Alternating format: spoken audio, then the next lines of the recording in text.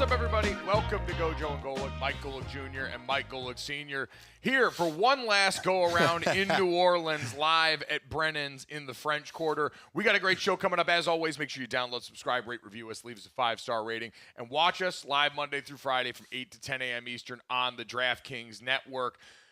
The Philadelphia Eagles are your Super Bowl 59 champions after one of the most thorough wall-to-wall ass-whoopings I can remember. Dad, Jalen Hurts is your MVP, and as the sun rises right now, it rises on at least briefly a pause in the Chiefs dynasty taken over by a Philadelphia Eagles team that went blunt force trauma all night and provided one of the more thorough Super Bowl wins we've seen in recent history. There's not even a lot of X's and O's to talk about. No. You know, you sit there and you watch a game. We know we're going to have to talk about it, take notes. Everybody's just going to talk about the Super Bowl today. Yeah, and we're here in the French Quarter at Brennan's where we did sleep last night, but as we're coming in, there were plenty of Eagle fans who didn't sleep last night and deserved the party. But, yeah, there's not a whole lot of X's and O's to break down. We'll go through it. But it was just, you know, I've said this many a times in calling games, is you can have all the game plans you want. You know, you're trying a chess match with the O coordinator and D coordinator from each team. But at the end of the day, it's man on man, right? It's who beats who.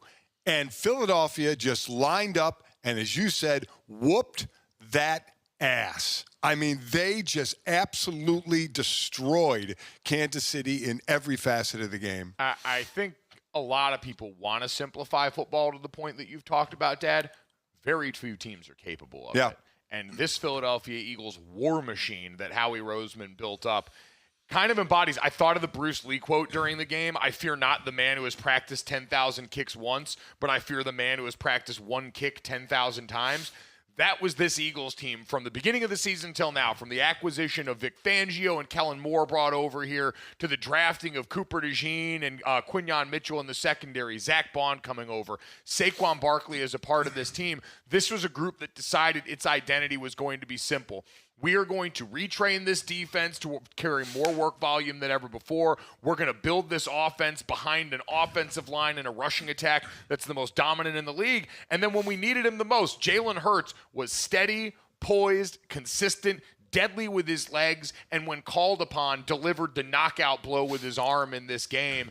And I think deservedly, Dad, takes home the Super Bowl MVP in this game. You could have talked me into someone on defense. Josh Sweat, 2.5 sacks in this game, a game where they sacked Patrick Mahomes 6 times. They pressured him relentlessly 16 times throughout this game. They never had to bring more than 4 rushers throughout the entirety of the night. For people that want to quibble with what's a blitz and what's not a blitz, the Eagles rushed 4 the entire night and managed to undo every single part of the Chiefs offense, down to Patrick Mahomes, Dad, who looked as rattled as we had ever seen him. Because even in the Super Bowl loss to the Buccaneers, we were still awed by the things that Mahomes did in that game, trying to keep them in it. It was one we watched and said, hey, there was nothing more that guy could have done.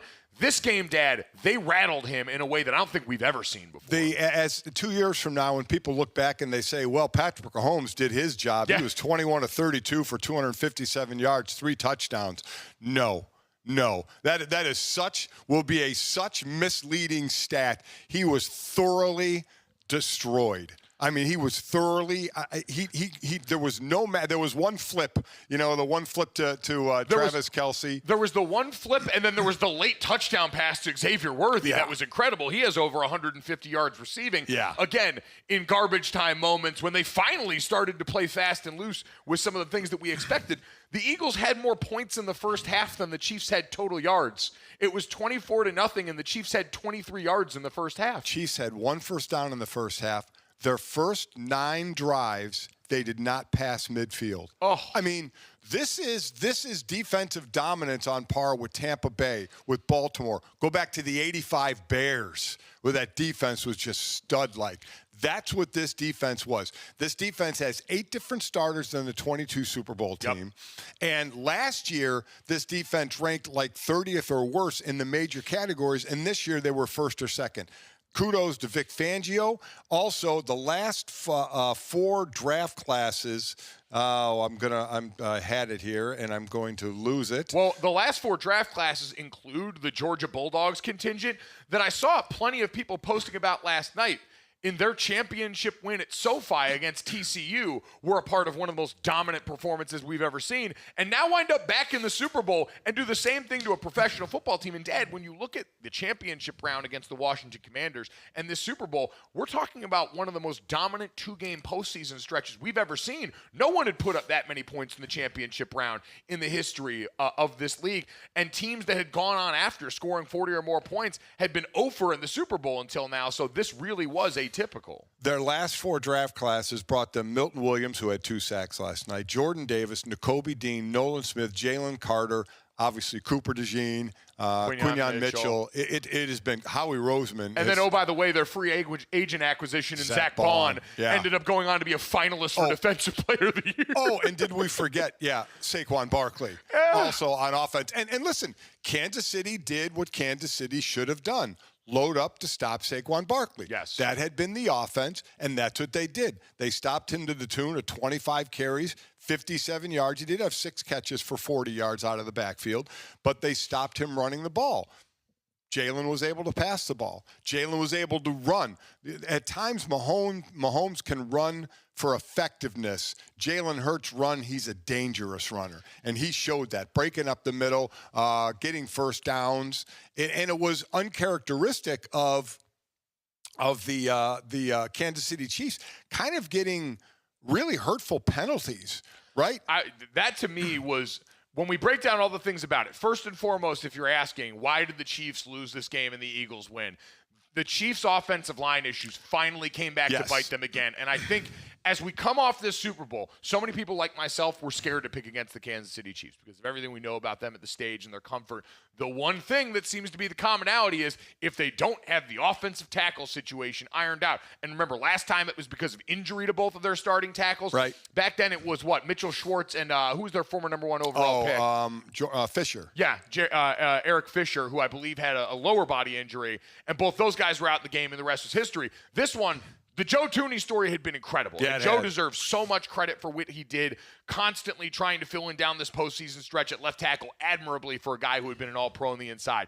But eventually, that dam broke, and between him on the outside, Caliendo, who had filled in for him on the inside, and the things it did to them, it was brutal. But to your point about the defense, unnecessary roughness penalty on Trent McDuffie that extended a drive that led to the Eagles' first points of the game. A post-play unnecessary roughness penalty on Nick Bolton that turned 3rd and 26. That was unbelievable. Into a 1st and 10. And Dad, getting off the field against that Eagles offense was going to be a challenge. And quite honestly, that was kind of a soft penalty, but you can't put yourself in that situation. And usually the Chiefs don't. Exactly. That's exactly. In all of the talk about officiating in the lead-up, which, man, we thought early on. Oh, my gosh. Was going to be the story again after that OPI call on A.J. Brown. Yeah, that was A.J. Brown catches a deep ball for was it a touchdown? No, it was but it was a deep pass early in the game that would have set them down into the red zone. And it was called offensive pass interference that negated it. He did have a hand on McDuffie's face mask, but still. I mean, that was a weak call. And at a time where we know there is a heightened sensitivity to that. And then, of course, we got the reprieve the next drive when there was an unnecessary roughness call on a late hit on Kansas City that looked pretty suspect. Yeah, exactly. And so that one kind of evened out early on. And from there, the refs, nothing about this was going to affect what happened in this game. Absolutely not. Dad, you mentioned it. I thought the Kansas City defense overall acquitted themselves decently well, knowing that they were going up against a pretty brutal task because everything they had to do was hard. It was honestly going back to a metaphor I made a while ago. I forget which two teams, but it was the Dark Knight Batman movie, Bane fighting Batman, where Batman's doing all the smoke and mirrors, theatrics and deception and theatricality. And on the other side, the Eagles are just Bane punching you in the face over and over again. The the Chiefs defense had to find a bunch of different ways to game pressures, try and go, and even that wasn't getting home. Saquon Barkley and that offensive line did a great job eating a lot of those pressures early on. And on the other side, again, the Eagles did not have to rush more than 4 the entire time here. Mahomes is the 6th quarterback in Super Bowl history to not get technically blitzed. Again, sending 5 or more rushers in a single time. All 6 of those quarterbacks lost, unsurprisingly, Dad, because the easiest rule in football, if you can get home with 4 up front, you're going to have a great time with all of the resources you can allocate everywhere else. Yeah, the blitzing nerds out there, if you're rushing 4, it's not a blitz in my eyes. Yeah, okay. I understand the point made by my friends.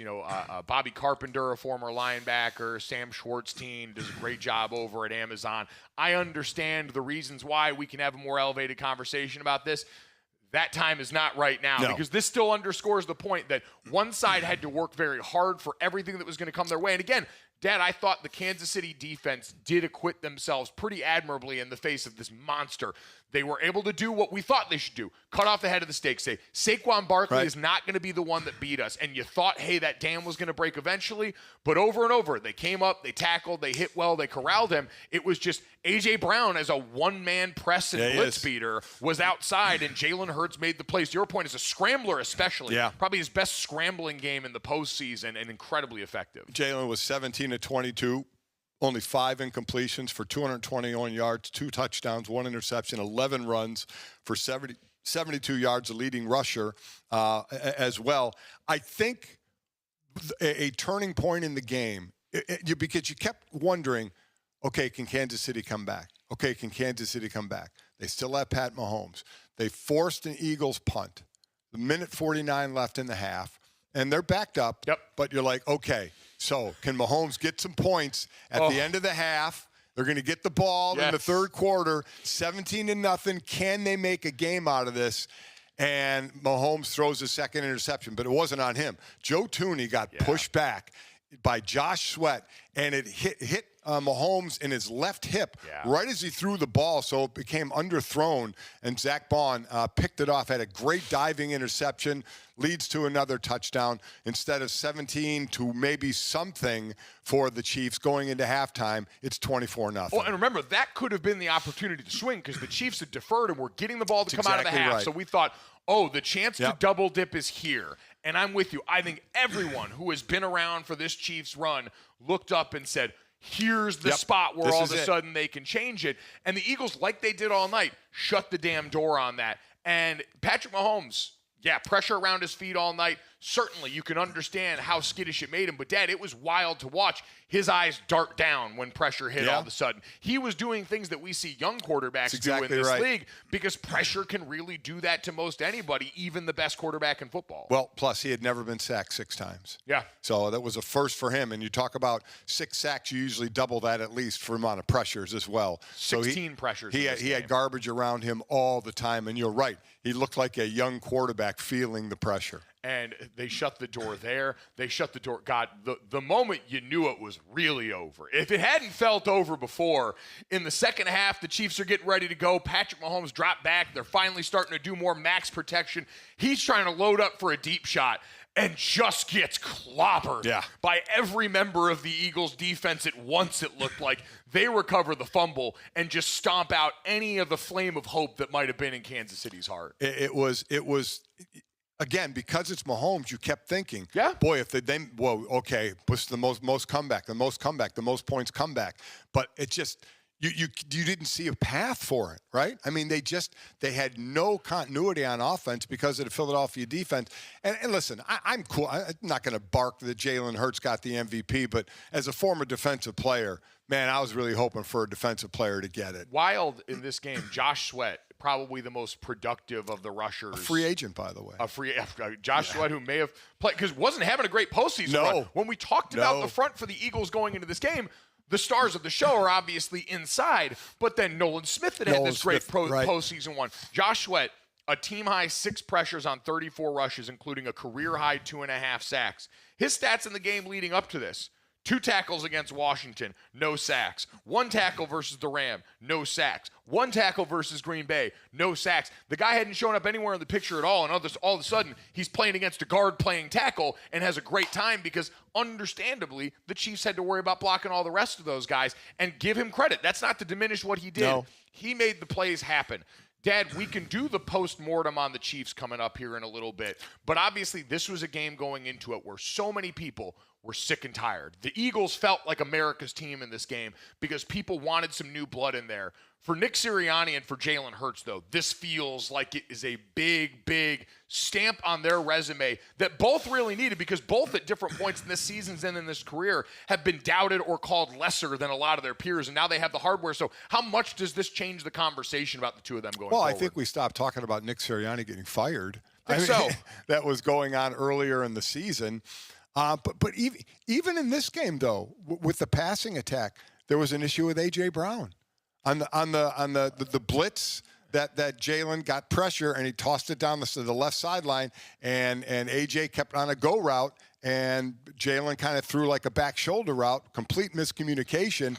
Nick was saying something to AJ was saying something to Nick. AJ just walked away, and you're like, wow. But again, I'll never say anything about. And he read his little book. I'll never say anything about game day. You know, game day. There's all, but I'm like, wow, it's real. You know, there's some issues there. Well, I mean, it's also maybe just, hey, A.J. Brown's a wide receiver, and he's a highly competitive wide receiver. And until he goes and resets with inner excellence or whatever the book was on the sideline, he could sometimes succumb to that. That happens. Conflict is the love language of NFL sidelines and really competitive athletic sidelines in general, and it lets you get to solutions. And, of course, surprise, surprise, they went back to him in the red zone, either that drive or the next drive, for a touchdown that he scored to help. Very happy. And everyone's all smiles on the sideline. But everybody's hugging, But for Nick Sirianni now, while last year was no doubt a massive step back, this is still a guy that in his first handful of seasons as the coach here has a resume that very few can match in terms of win percentage, 2 Super Bowl appearances, and now 1 win in that process, and going out and delegating responsibility to the right people. Now, it sounds like we're going to get the Kellen Moore announcement that he's going to be the Saints' new head coach at any point today, and so he'll be back on the drawing board. But, Dad, I still think you look at the bones of this Eagles roster and now open up and look. DraftKings Sportsbook has the odds for the Super Bowl favorites next year. Eagles at plus 600, the favorite right now. The Chiefs, Bills, and Ravens all tied at plus 700 after that. But this is an Eagles team that you look at. There's going to be some free agents involved, like you said, but for the most part, the core of this roster is young, under contract, and incredibly deadly, and going to be enticing for whoever takes that offensive coordinator job over to go opposite Vic Fangio, who it seems like is still going to be in the building doing the thing over there. So they're set up for a run. And I mentioned all the players they got in the last 4 drafts. So as you mentioned, they're young. they're young, especially on the defensive side of the ball, and the improvement has been absolutely incredible. It was interesting. Nick Sirianni, after the game, when he was being interviewed, was talking about, Vic Fangio and Kellen Moore, and he was like, let's run it back again. Yep. Let's run it back again. Oh, yeah. I mean, almost like pleading, please, Kellen, let's run it back again. As Kellen's getting used to the new digs in the Superdome, too. Yeah. He's right at home. Doesn't even have to move his stuff Kellen's just going to go walk into his new office. Yeah. Doesn't even have to leave town. Kellen's gone, Nick. Sorry. He is going to be gone. It'll probably be made official in the next couple of days, I'd imagine. It is incredible, though, for Nick Sirianni now. You're right. Complaints about his job, long gone. Yep. And for Jalen Hurts, whether he's top 10, top 5, whatever conversations people want to have, you know what he is? Dependable. In critical moments, Jalen Hurts was dependable. He got the Jordan Brand ad right after, but he showed poise in a team that has all the weapons and all the help. But you know what? We can only hold that against guys for so long. Stepped up and made the plays that helped keep this thing going forward. And you know what? 2 years ago, he was the best player on the field as well in the Super Bowl loss. Guy just needs Super Bowl. He needs the big stage to go out here and perform at his best, and he did just that. Again, Jalen Hurts, much to the chagrin of former defensive players like my dad, Jalen Hurts, your Super Bowl MVP. And the Philadelphia Eagles, your Super Bowl champions. Coming up next, we'll hear all the sights and sound from the victors of Super Bowl 59 next on Gojo and Golic.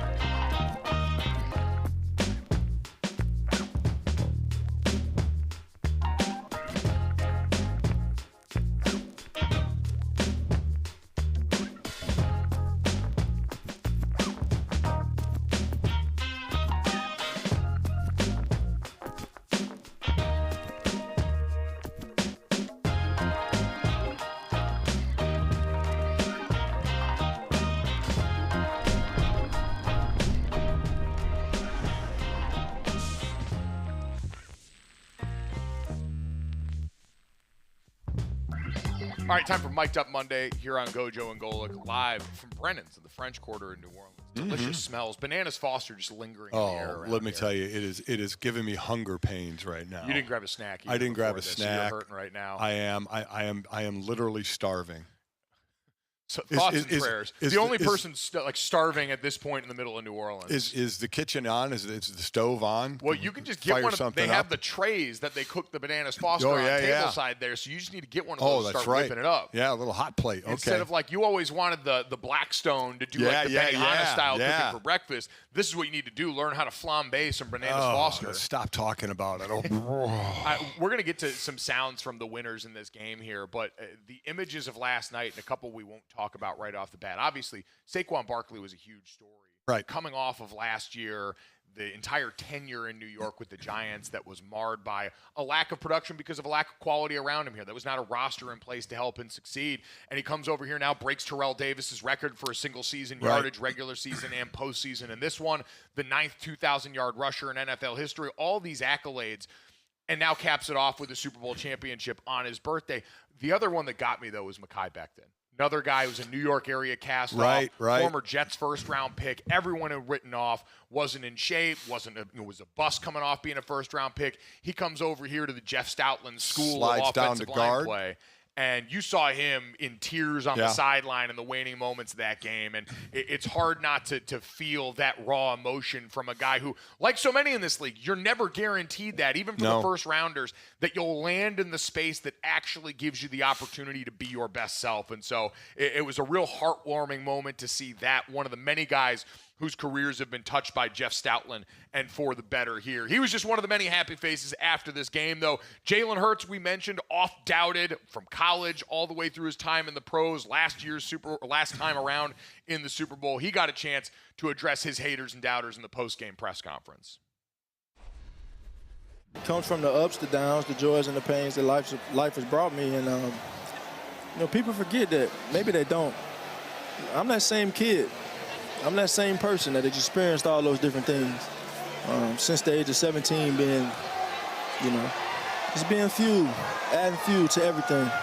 And I've been able to process those things and use them and make it a strength of mine. And can't do it without great people around you. And, just setting out to do something so special, putting all your time and all your energy into it and still really processing it, I just think about the work. I think about the work. I think about the effort. I think about just setting that vision on trying to quantify everything that I do.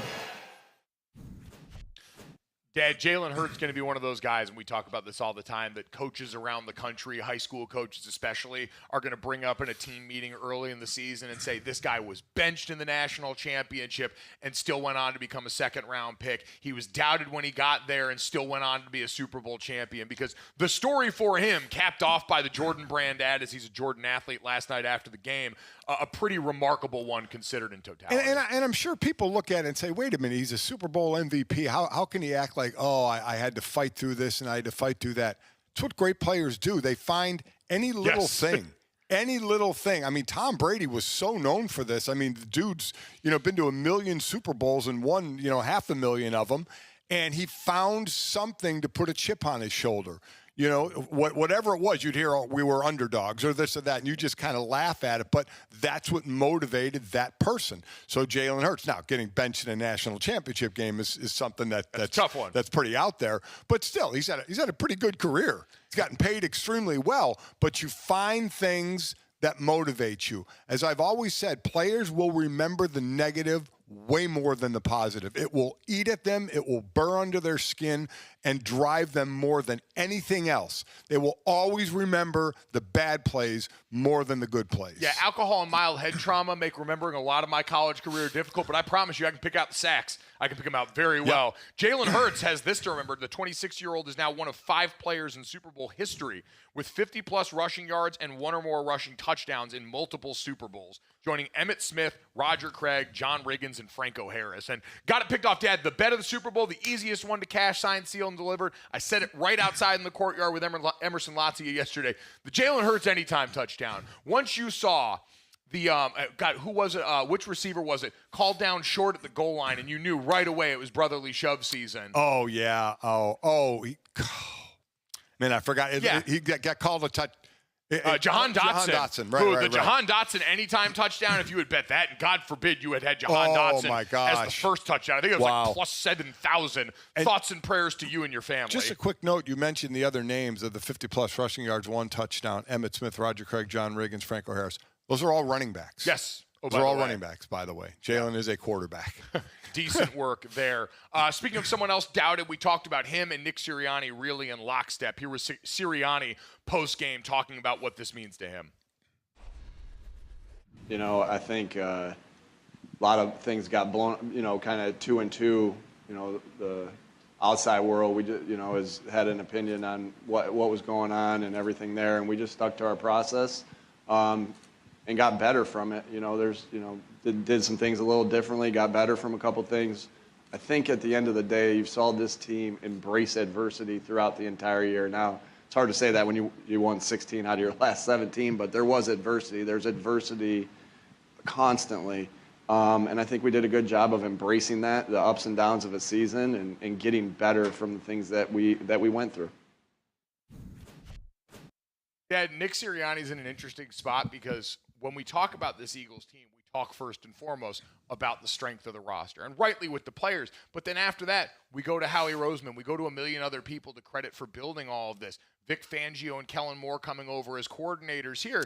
Nick Sirianni still had to be the guy in the midst of all that led the charge. And while he's also not maybe a leader for everybody here, quirky personality, does some interesting things, the refrain we got over and over again out of that Eagles locker room was, be yourself. We want that version of you, the best, most authentic version of you, as the leader for us because it works for this team and it got them a Super Bowl. And what he said is true. There is turmoil, something, almost all the time in a locker room.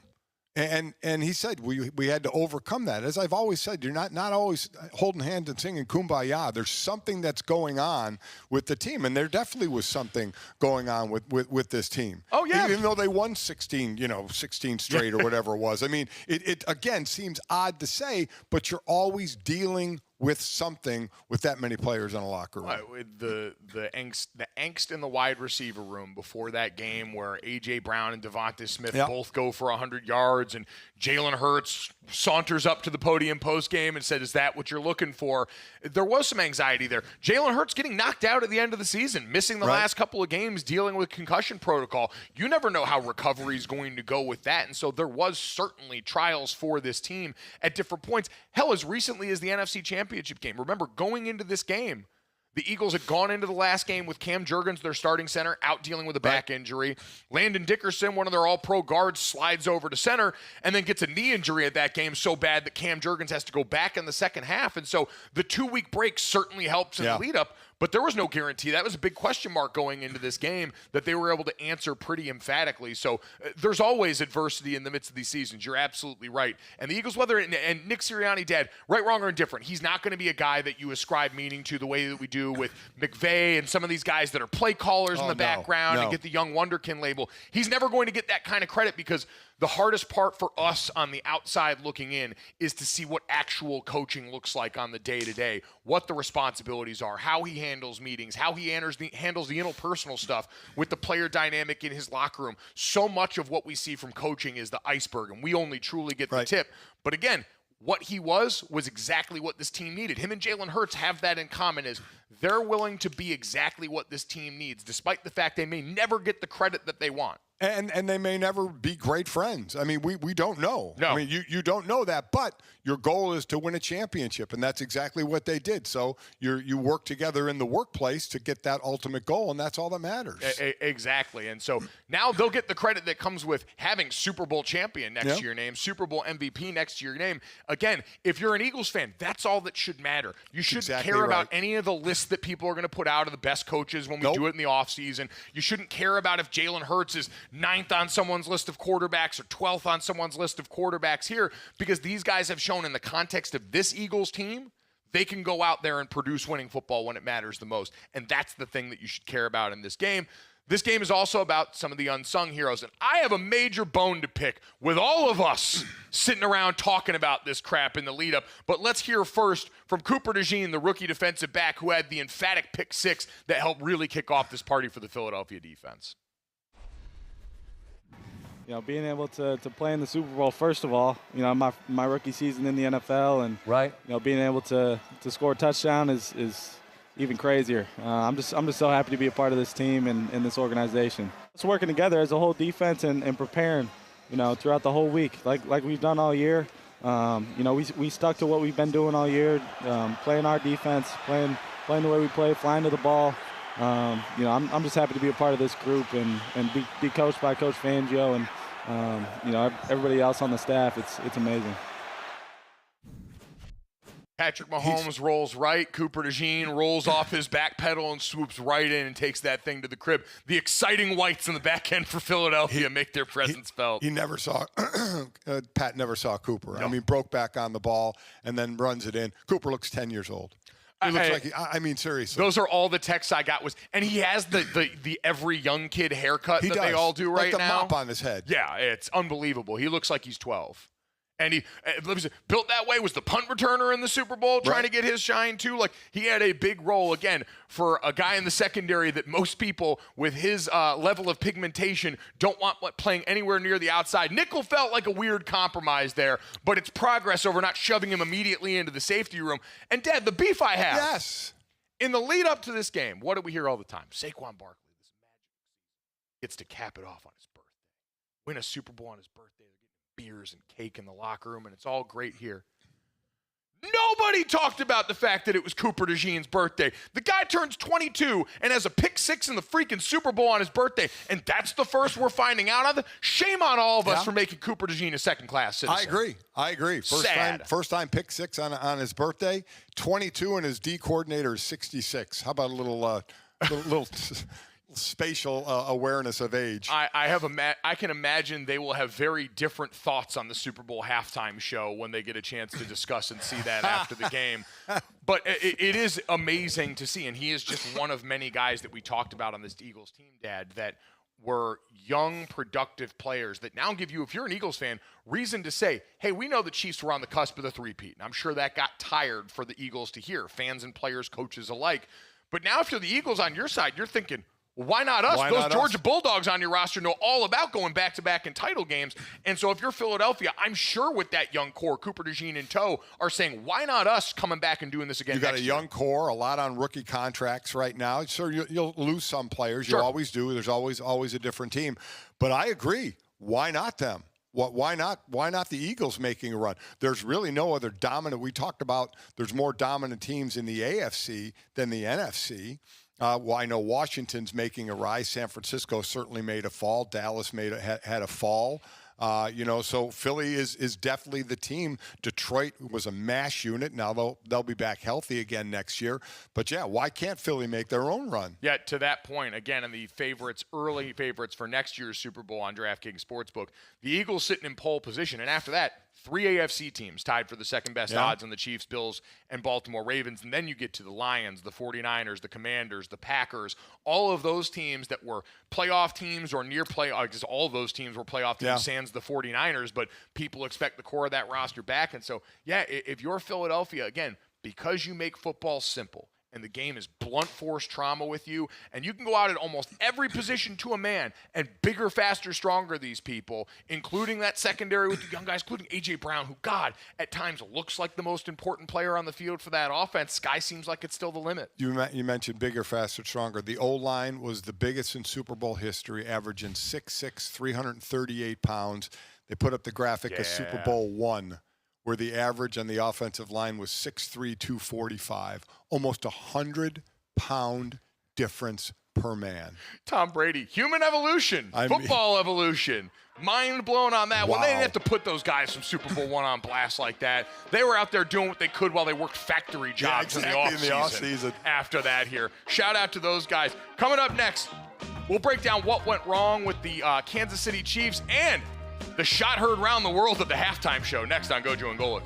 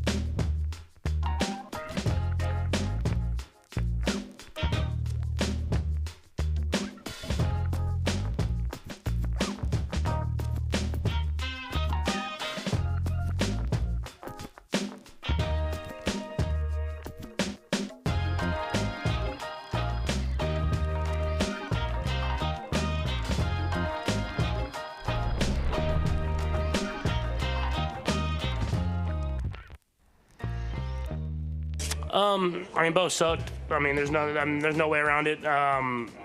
Anytime you lose a Super Bowl, it's the worst feeling in the world. They'll stick with you the rest of your career. I mean, these will be the two losses that will motivate me to be even better for the rest of my career, because you only get so few of these, and you have to capitalize on these, and they hurt probably more than the wins feel good.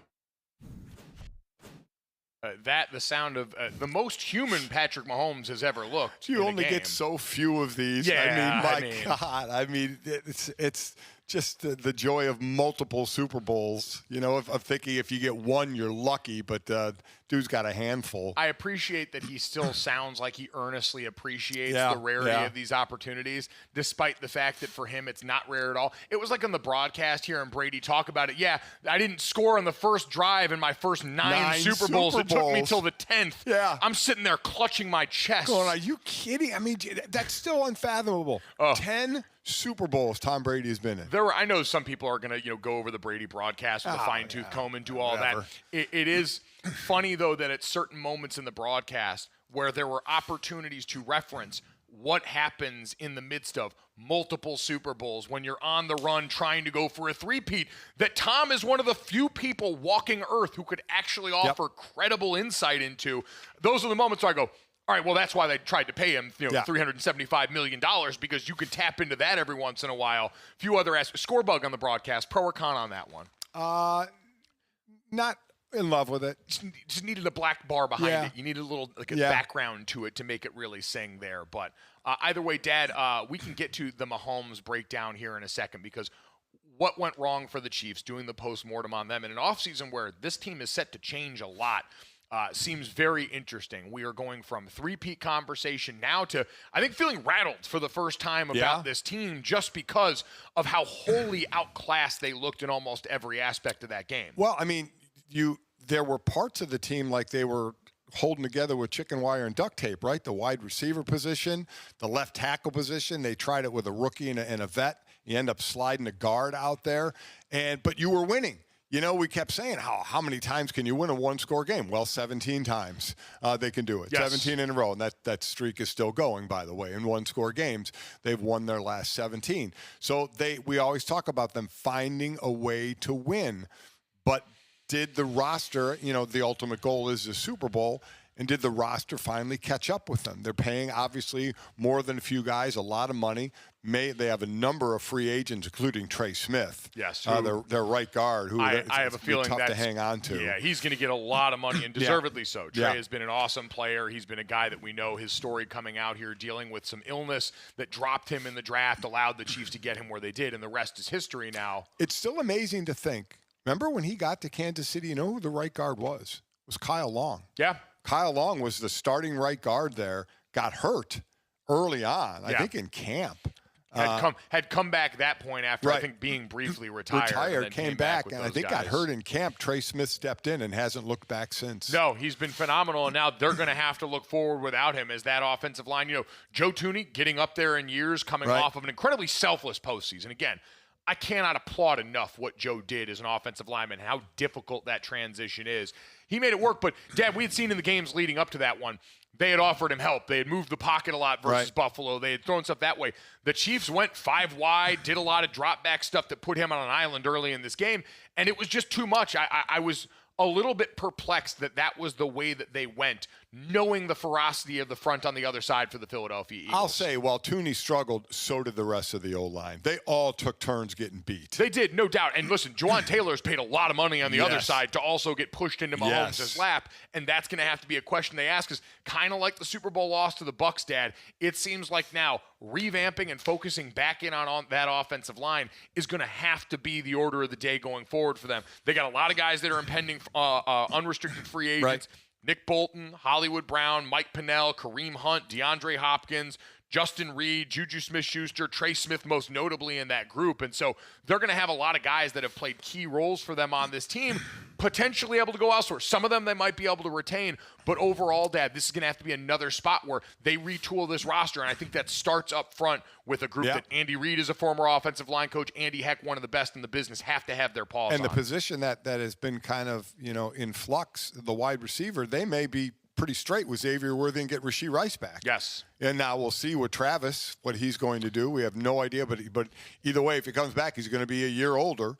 But at times he's shown his greatness, and at times kind of disappears, or defenses take him out of games. Well, and just a difference in the athleticism and effectiveness. We've seen there's been a physical drop off for Travis. It's understandable for a guy who's in his mid-30s, and it showed up this year. The target share was about the same, but yards per catch 2 years ago when they were going into this game was about 12.5 yards per reception. This year is about 8.5. So that's a big drop off. It's been more of like the Jason Witten, hey, you're going to catch it in the button hook. You've still got that magic with Mahomes you can make every once in a while.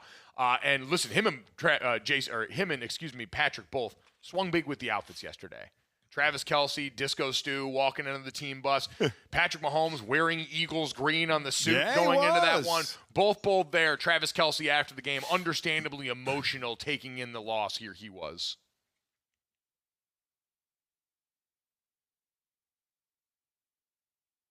Maybe here he was. I don't think we're going to get it just yet here, but if we do, it can cut me off, and that'll be fine, Dad. But I think there was a lot of things going wrong. Can't just say that it was just the O-line or anything like that. I think it was accumulative of everything, not really going our way today. What was Coach's message to you guys afterwards? This one's going to hurt. Let it hurt and figure out how to get better because of it. And so, Dad, how do you think the Chiefs can get better after this? They're obviously still a great team. They were able to overcome so much of their deficiencies and adversity during the course of this season to get back to a Super Bowl, to have the opportunity to win straight. What needs to be the priority for Kansas City this offseason? Well, I mean, the O-line. Brett Veach, the GM, has his work cut out for him. So we think they're probably going to lose Trey Smith. They got to get themselves, a right guard. They got to get themselves a left tackle. Tooney's getting older. That I think is where you first have to start, because like I said, you have Worthy and you have Rashee Rice coming back. You have Pacheco in the backfield. You have Mahomes. Travis Kelce, is he going to come back? That's obviously going to be a question. Defensively, they're going to need more of a rush. Karlaftis has been certainly getting better, no doubt about it, but they are rarely, in this game, we're getting pressure with 4, just like the Eagles were. They needed to blitz. Spagnuolo would throw some blitzes that was pressuring Jalen, without question. But it's tough to just live off that. Yeah, it's the blitzes and all the machinations of the defense look great, and it's an awesome story until you run into the brick wall on the other side that was Philadelphia. And credit to them between the physical ability, but also clearly their blitz pickup periods have been A1 because they were always on the same page. Saquon and his role in that protection. Was stepping in and just lowering the boom. Yeah, they had a lot of guys that really understood the assignment. They're a well-coached operation. That's not surprising between Kellen Moore and Jeff Stoutland, who no doubt plays a massive role in that as he does everything with that offensive line. And so you're right. it's great that the Chiefs can complicate things and give their defense free hitters in big moments, make big plays. But it does seem to be that in the trenches, opposite Chris Jones, who got a little banged up in this game towards the end also, and is the one guy they can kind of go to for a surefire win, they're going to need reinforcements there. But I'm with you. I think it is as simple as offensively, hey, Kingsley Suamataia, you spent, what, a second-round pick on the guy? Yeah. Got to have a big offseason because he got played off the field early in this year. Did. And they need him to hit. They allocated important draft resources to that position, thinking we're going to have a guy here. They thought he was going to be a day one starter. He's got to come back with a vengeance, Dad, because if they've got to allocate more resources to left tackle than they did already this season, it's going to really inhibit the problem that they're going to have at right guard that was going to go from a strength to a question mark now in a hurry. Can you take the chance without bringing in somebody? Can you just take the chance and say, buddy, we're going to let you take it? You know, we know you had struggled your first year. We're just going to put you in here on the second year. What if it fails again? Now you're looking for, are you kicking Tooney out there again? I mean, you're going to have something, but I mean in terms of like high value. Like, I don't know if you can afford to spend high value on that. Yeah. It's important, but and that's the only people that are going to know that are the people inside that building. And Andy Heck is an amazing offensive line coach. Yep. He, like Jeff Stoutland, one of the true teachers that you can count on to develop guys and make them into the best possible players they're going to be. They've got to know that without a shadow of a doubt going into this offseason. Hey, we either believe that this player that we scouted and drafted can develop into the next guy at left tackle to make sure this doesn't happen again, or we've got to move heaven and earth to try and make it happen going out there, because outside of Creed Humphrey in the middle right now, you got question marks everywhere. Kind of it. Yeah. I mean, him and Joe Tooney, assuming he can kick back down into left guard, that stabilizes you some. And we saw their run game took a huge hit when Joe went out to left tackle. They were never the same. Without a doubt. And again, a question mark will be Trey Smith. Can they somehow hang on to him? They're going to pick late in the draft, obviously. Yep. 31st. So, you know, what are you getting there? What position is the position of need for you? So Brett Veach definitely has his work cut out for him a little bit, which is weird to say for a team that went to the Super Bowl. But we kept saying, boy, this team, can they keep doing? Can they keep doing? And it was always, well, you have Patrick Mahomes, so yeah, you can keep doing. Well, Pat got shut down in this one. Yeah, and we've seen again that lack of pass rush in critical moments, or pass protection, is the one bit of kryptonite to Patrick Mahomes. And he's not alone in that. But, Dad, I think for so long we thought he was protection agnostic. He was so great he was going to make it happen. And I will say again, the Tampa Bay Super Bowl, Patrick Mahomes looked a lot better than he did in this game. That game, yes, he was under duress, but he still had the highlight plays where he's parallel with the ground, putting throws on the money. His receivers are dropping him left and right. In this game, he looked rattled for the first time. I always joke, to be like watching your dad get his ass kicked in public, kind of rattles everything you thought you knew about the world. Watching that with Patrick Mahomes last night was jarring, given what we know about that dude. Did you ever see me get my ass kicked in public? No, I'm just saying it would have been tough to see. All right, I'm especially glad. Now, you'd be a much easier target. Oh my God, yeah, it would happen pretty easily right now. The other thing that was interesting was Mahomes normally can escape, pull some magic, either throwing the ball or running. And he wasn't even able to do that. It was Jalen who was very dangerous with his legs. Pat just did, outside of the one flip that he had to Travis, there really wasn't a whole lot of magic there. I think the other part, and you got the little whiff of it towards the end there, where there finally were a couple of deep shots to Xavier Worthy that had been the gadget guy, that had been the motion player. Again, we had talked about it on the pregame power-up yesterday. Regular season, they had used Xavier Worthy on motion plays about 18% of the time. In the postseason, that jumped to 33%, and he's getting the ball on damn near half of those when he was the motion man for that team. They used him to open up space in the intermediate because they knew, hey, we don't really have the protection right now to go deep as often as we wanted. Eventually, they just had to try something at the end of the game, and you kind of saw a little hit of, all right, well, if we could get the foundation and the protection right up front, we might have something again. It's not Tyreek Hill, but it's a real speed threat in the secondary that gives them an opportunity to change the dimension of the field and change the way opposing defenses have to go against them. It's a stretch of the defense. There's no doubt about it. I mean, he's a valuable weapon, whether it's a quick pass. By the way, another play that was key early on where he caught a quick swing pass and he was one-on-one with Cooper DeJean. Cooper DeJean brought him down. I mean, I always talk about that when in calling games as well, is that's the NFL now. You get the ball out and you get a one-on-one. Who wins, the receiver or the DB? And, boy, Cooper DeJean came up and made an open field tackle on Xavier Worthy that was textbook. Well, and that's the difference we talked about in this game versus so many other opponents of the Kansas City Chiefs is because Philadelphia didn't have to overcook anything up front. Again, every one of their sacks, 4-man rush. There might have been some twists and stunts, but it was the 4-down D lineman getting after it. And so what does that mean? You got 7 other bodies that get to sit back there, play their match zone coverage, and rally and tackle on these guys. And they pick great players who are willing to come up and stick their nose in it. Both these teams, exemplary tackling teams.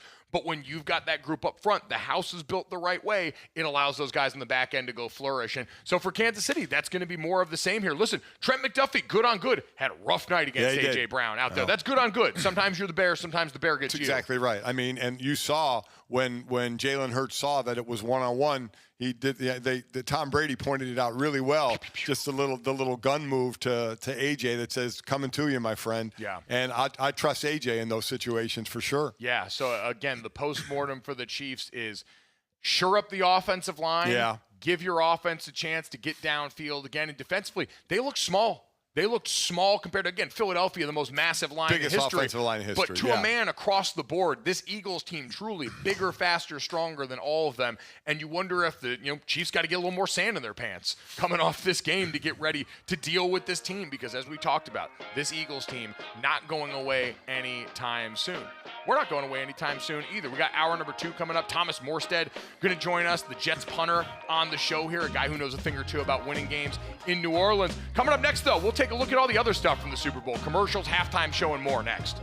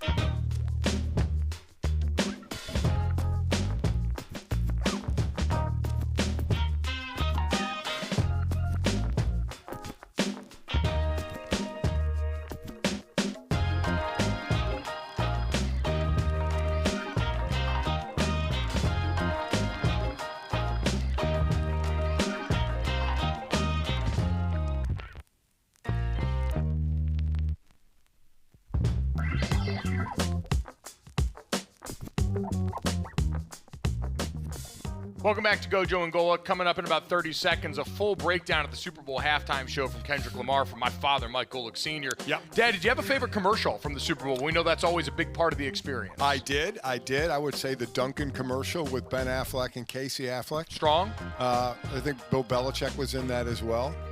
That was a good one. Bill Belichick and his girlfriend, please give her the acting credit there. I loved the Nike women's sports ad there. That Nike was very crushed good. it as usual, being back on that stage. We got to have a talk with Mountain Dew and Tubi, though. The seal and the fleshy cowboy hat commercials will haunt my dreams forever. Oh, boy.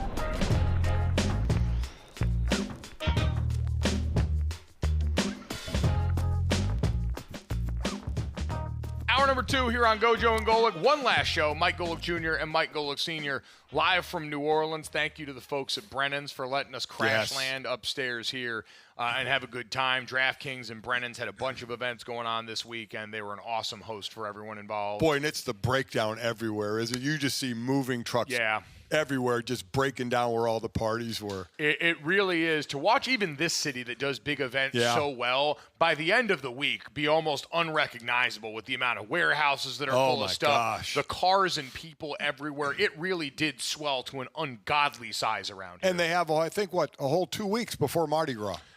I mean, they just absorb it and keep it going. It's unbelievable. It really is a remarkable host city for events like this, it's incredible. I think, New Orleans tied, who was it? They tied Miami for the most Super Bowl hosts. 11? 10 or 11? 10 or 11.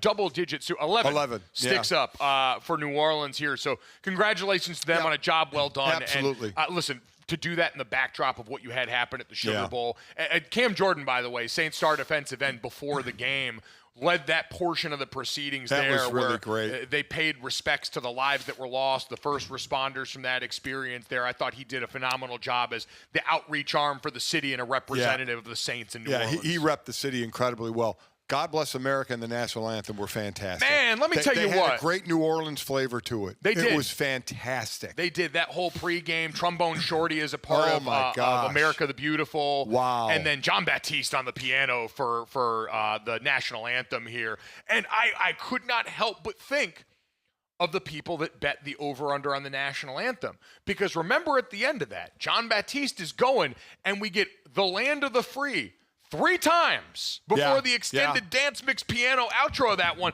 And all I'm thinking is someone there holding their timer is going to have money change hands because John Baptiste has a flair for the dramatic like very few do. The thing about betting the national anthem has got to be tough because people have to know because they had a flyover and that gets timed. Yes. So you have to in advance know the time of that, and too many people with that information. Oh, last year at the Super Bowl, me and super producer Brandon Newman and a couple of the guys were at opening night and we're around there and we're kind of trying to talk to like the stadium attendants and see if anyone was around at sound check to see if they'd give us anything. Like a steel curtain, never letting anything through. So the NFL's got everyone drilled down to make that the most important part of this process.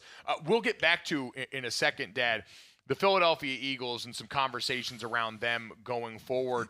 Because coming off this game, everybody that didn't like the Chiefs is going to try and talk about Patrick Mahomes being overrated. Everyone's going to try and talk about how Jalen Hurts and company were disrespected here. And I want to nail down on more of that narrative and legacy conversation that's unavoidable when it comes to these certain things and why fan bases in particular seem to care so much about having quarterback nailed. Forget the rest of the roster. Oh, my God. There is just a vanity and an ego associated with quarterback that makes this conversation messed up. What do you think of the halftime show? It seemed fine. I mean, Kendrick Lamar is an excellent entertainer. I can't say he's on my playlist a whole lot, but it seemed very entertaining. I have a feeling that's why I wanted to ask, because I have a feeling there's going to be a lot of this going on where there's going to be a large section of the population that is realizing that halftime show is not for them. And that's okay. Yeah. Doesn't have fine. to be for everybody here. I enjoy it. Like I said, he's not someone that's in my normal repertoire of music, but I enjoyed it. It seemed very entertaining, like I said. Apple taking over for the longtime Pepsi halftime show, standing where they stood. And I thought doing a really good job, like visually, regardless of whatever you are in your level of fandom for Kendrick Lamar, I thought visually that was a really stunning, well-thought-out performance. It was, with the entertainers that were there, the other dancers. I mean, I did think, and listen, that's more for TV, right? Oh, yeah. All these performances from the Thanksgiving halftime show to Beyonce halftime on Netflix, all made for TV. So I'd be curious for someone that was in the stadium what that's like. Because a lot of time I don't think the audio in the stadium can be as good. I don't know for a fact.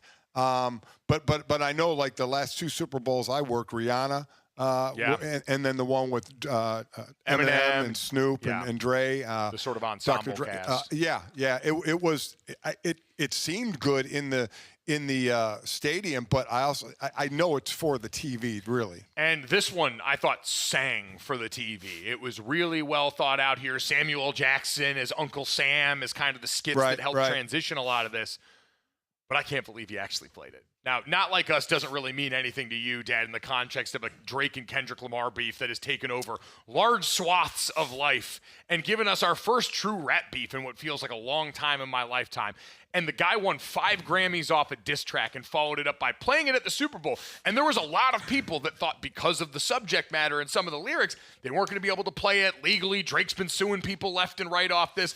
And I know there was some conversation, would the NFL be open to that? Let me tell you who doesn't care about you and your legal team is the NF freaking L. I think they're going to be okay and had plenty of thought into this going forward. But the fact that he did that and got Serena Williams out there dancing in the middle of that too, it's been a rough go-around the latter half of this year for Drake, and it only got worse last night. Didn't Drake and Serena date? There was like some, dating or pursuing there. The exact specifics of that relationship are lost on me, but enough context there and clearly bad blood to where Serena Williams joins the chorus of people that have, in Drake's mind, I'm sure switched up on, but in everyone else's mind, just joined Kendrick Lamar in tap dancing all over this dude on the biggest stages Drake possible. has been the big loser in all this, has he not? Yeah. I mean, from the beef to this and to... Because Drake's never performed at halftime of the Super Bowl, correct? No, he has not. And listen, Drake would be a phenomenal Super Bowl halftime performer given the catalog that he's got. Like, we can't act like the dude doesn't have hits.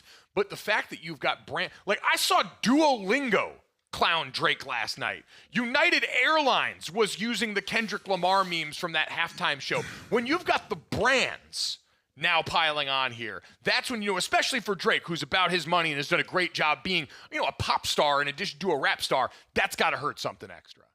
Listen, as I said, I'm more the Jay-Z, the Snoop, the Eminem, when they performed a couple of years ago. That was That was more what I listened to. Yeah. You know what? I just say kudos to the NFL for actually having a halftime show that felt like it was of the times. Usually we're on a 10-year tape delay for when it starts to actually play to the artists that matter to certain people, and it usually follows the purchasing power. My generation has been at the focal point, at the crux of all this lately. That's because we're now young enough to have the purchasing power, and our acts are a little bit more available. With the Super Bowl halftime show, you're not paid for it as an artist. There's all these different stipulations about it logistically.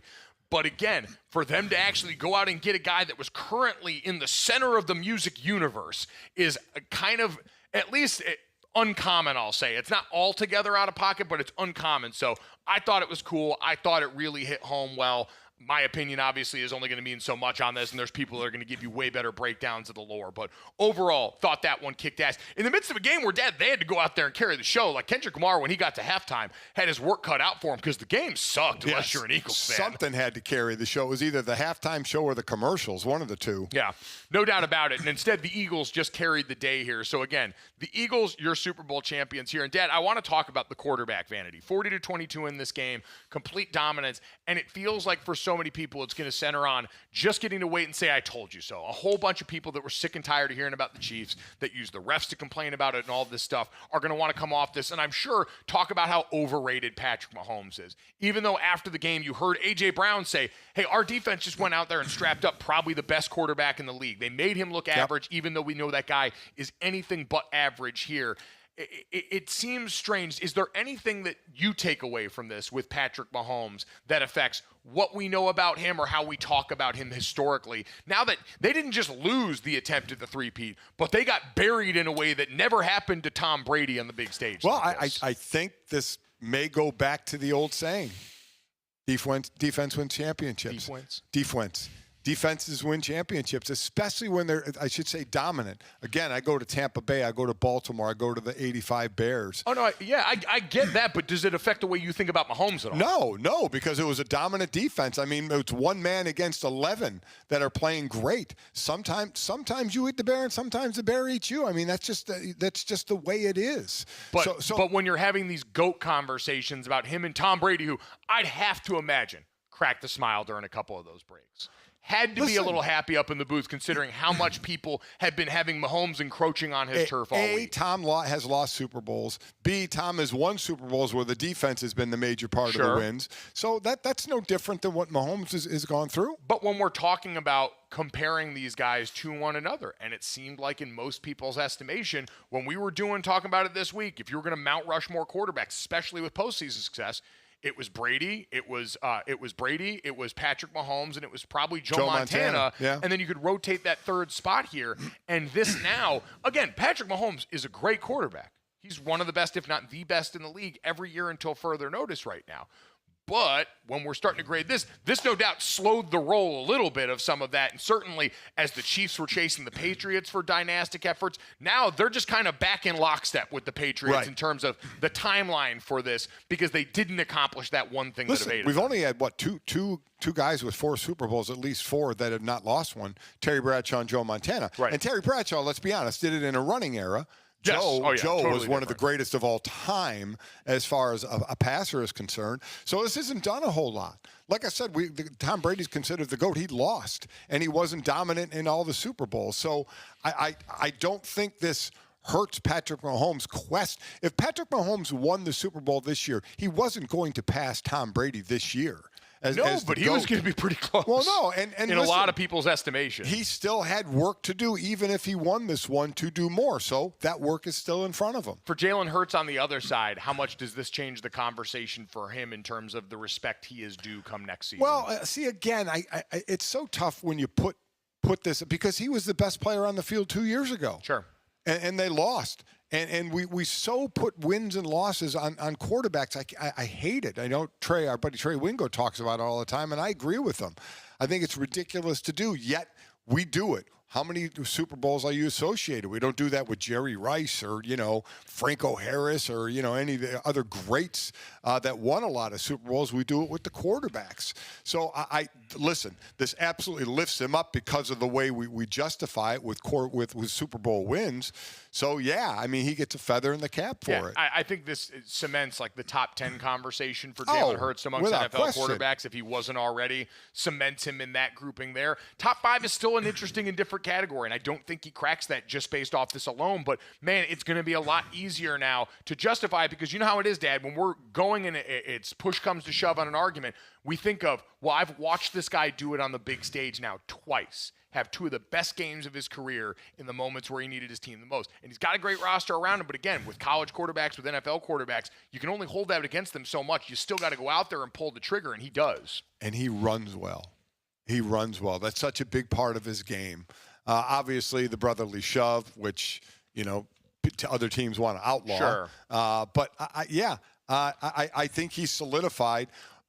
I'm with you. I don't think he's top 5. No.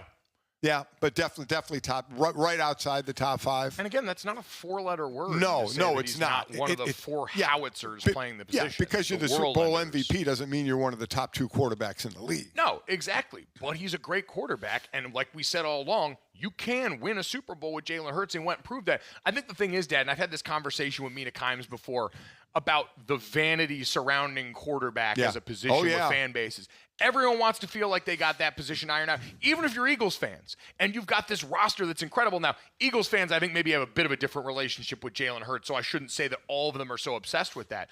But on a lot of teams, you can have a great roster around it. Denver and the Broncos were a great example of this year. If you complimented the rest of the roster, people are looking at you, well, why aren't you complimenting Bo Nix? Right. We drafted a quarterback in the first round you didn't like, and he's doing really well now here. And there's nothing you can say without complimenting the quarterback that really hits home in that same way. Because we know it fixes a lot of problems for you to have a dude at that spot, and everyone wants to feel like their thing is the best. Yeah, and they have a dude at this spot, and he's good enough to win a Super Bowl, and he's good enough to win more Super Bowls because the team is good enough to win more Super Bowls. It all isn't just on the friggin' quarterback. Yet we lay it all on the quarterback. They have a great team. We said going into this game they had the better roster, but it was, Patrick Mahomes and Andy Reid. That's the difference. That's why Kansas City's favored. But Philadelphia had the better roster. They had the overall better team, and they damn well showed it. Yeah, 2 Super Bowls now that the Chiefs have lost where we went into the game basically pointing to every other part of the teams and saying, well, yeah, that other team's way better than them, but they have Patrick Mahomes. And when you can't block for Patrick Mahomes, we have 2 instances now where you can say, all right, we may have found the one addendum to the Mahomes or bust clause that generally has run the NFL for so long now in this era. Coming up next, we'll talk about the one player that was also at the center of the Eagles conversation this season and why Dallas fans watching the big game this weekend were in hell next.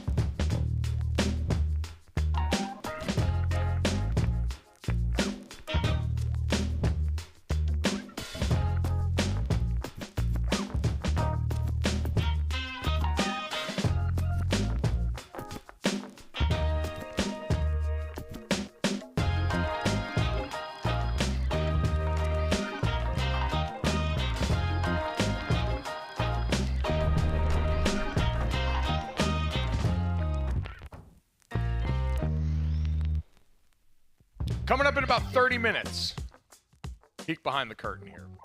Thomas Morstead, we taped a great interview with the Jets punter. Guy we've had on the show a few times. Yeah. Awesome dude, longtime New Orleans Saints punter, Super Bowl champion, and a guy who knows this city incredibly well and offered great insight and perspective on that, because I need to get to the airport on time and make this flight, because I can tell you after Atlanta, so help me God, I'm not sleeping in an airport for the second time in 2025. Yeah, and I saw on the news already this morning the airport is packed. Oh, yeah. And, I mean, we were here for, 8 nights, so Yeah. I had to check a bag. And so now I'm going to have to go and throw bows out there and try and make this happen. So Timo going to help us out with that one in the last block of the show, as has been great here.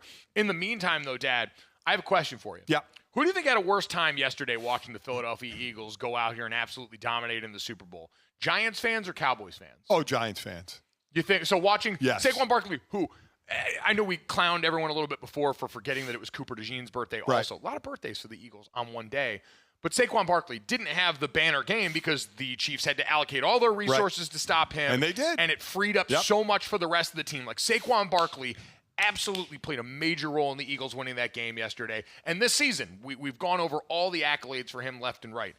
It's just freaking cool to see a Hall of Fame talent actually get the chance to shine and to have it happen that immediately, where you take him out of the context in New York with a roster that never caught up around him talent-wise to a Philadelphia Eagles team inside the same division where, remember, he was getting booed in this offseason. People were pissed that he would go inside the division, and now he gets to wear a big fat ring on his And finger. let's be honest, if they re-signed him in New York, it wouldn't have made much of a difference in the win-loss column. Nope. And I think that was the whole reason for the Giants to say, well, why are we going to, even though the cap hit for a running back is only to be lower than the kickers is the only one lower than that. Yeah, you have people paying third wide receivers better money than running backs for a third of the production. But I'm sure their thought was, if we pay him, like a running back, or give him a good salary, it's not going to make much difference on the field. I think that was their thought process. But to see him obviously leave, but then go to Philly within the division and just end up winning a Super Bowl, I think the Giant fans have to be sick.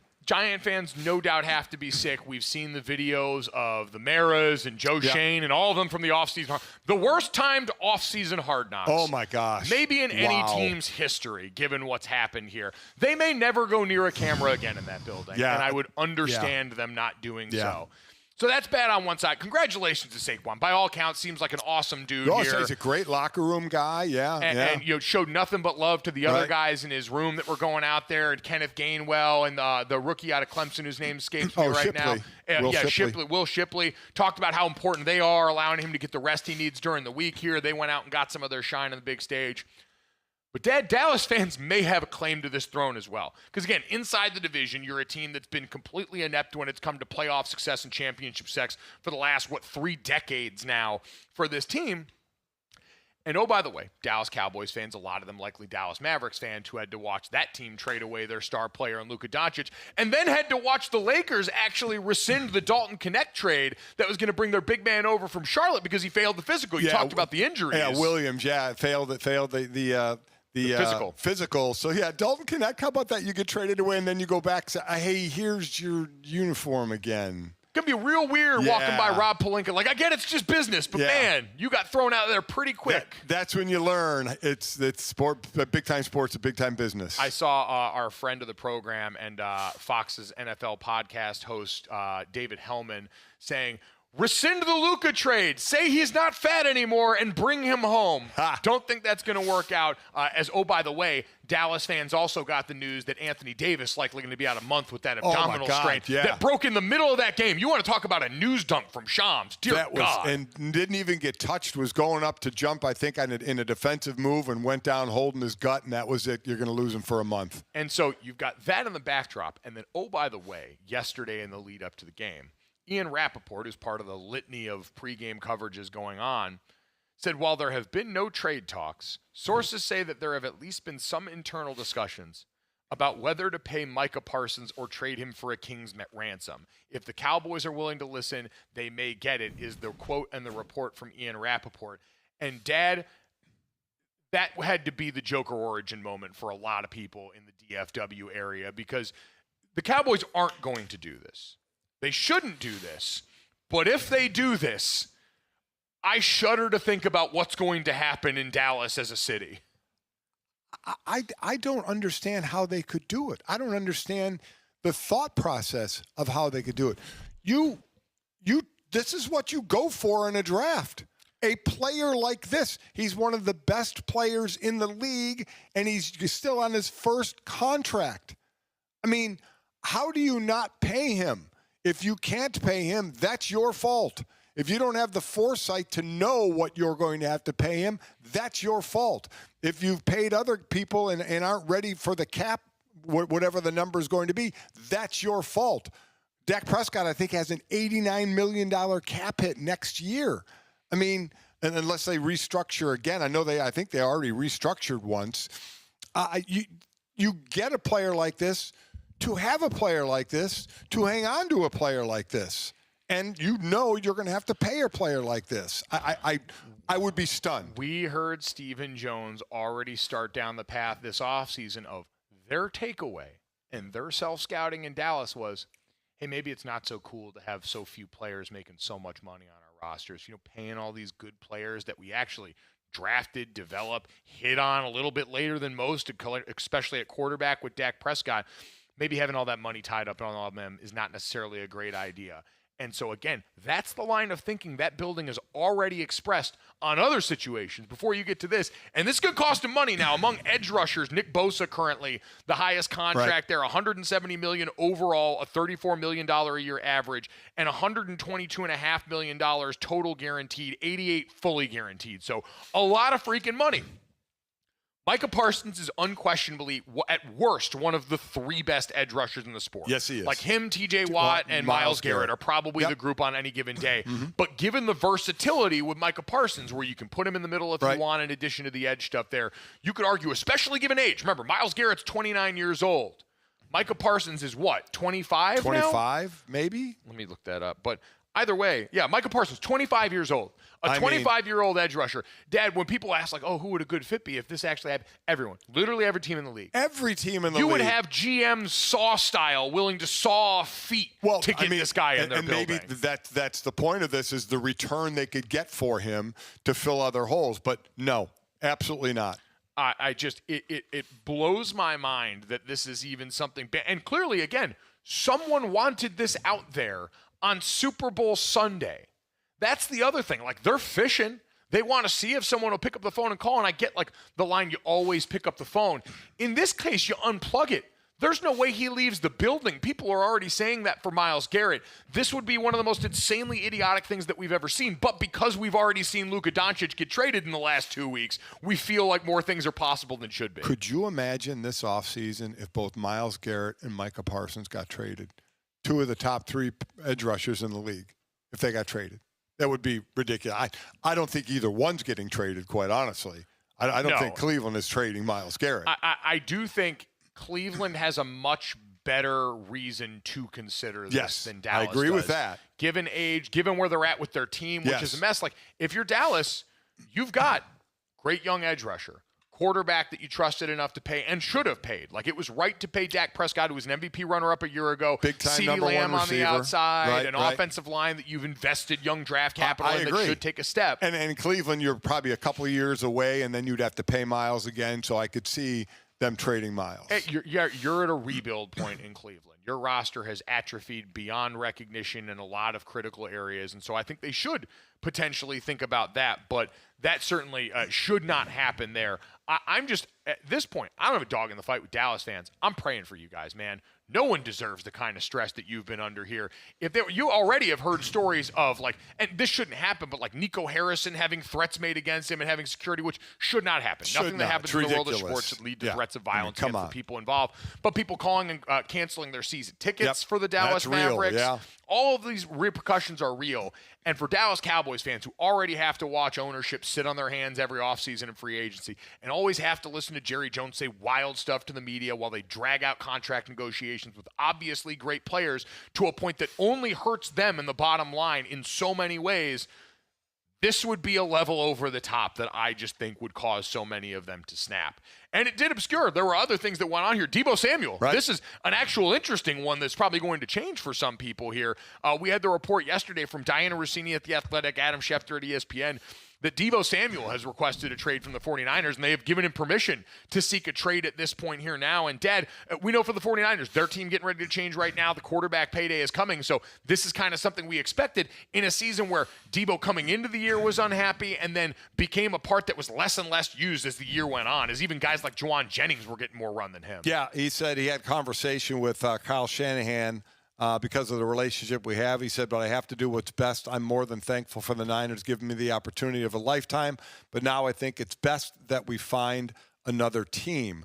And there'll be cap hits. There'll be money situations of dead money, post June 1st, prior to June 1st, whatever the trade, however it's designated. There'll be those issues. But it does seem like, they're getting Brandon Ayuk back after injury last year. Yep. They're obviously hoping to have Christian McCaffrey back.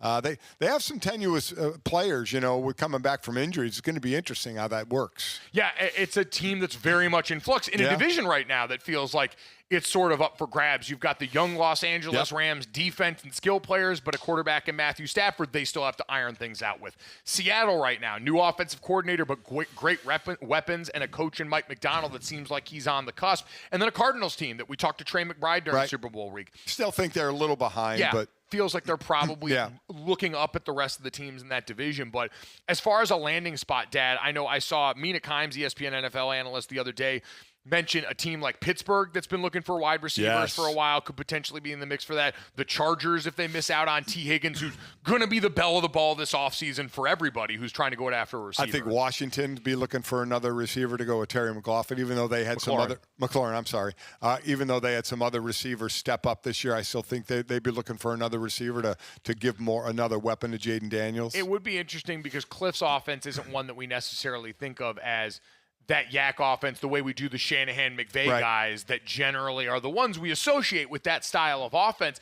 And so that's why you immediately go to a lot of them. Right now, he doesn't fit the billing of, I think, what a team like Green Bay needs in a true number one receiver. He would fit more the mold of what they've got now, a bunch of versatile guys who can do a lot of different things. You wonder if Green Bay is going to try and get a number one. You know their running back, Josh Jacobs, said that he thinks that's what they came out and said. That was pretty bold, by the way. That was pretty bold. Say, I love our guys, but I think we don't really have a true number one. We really need a true number one. I wonder if they will go out and get one or live with the wide receiver by committee.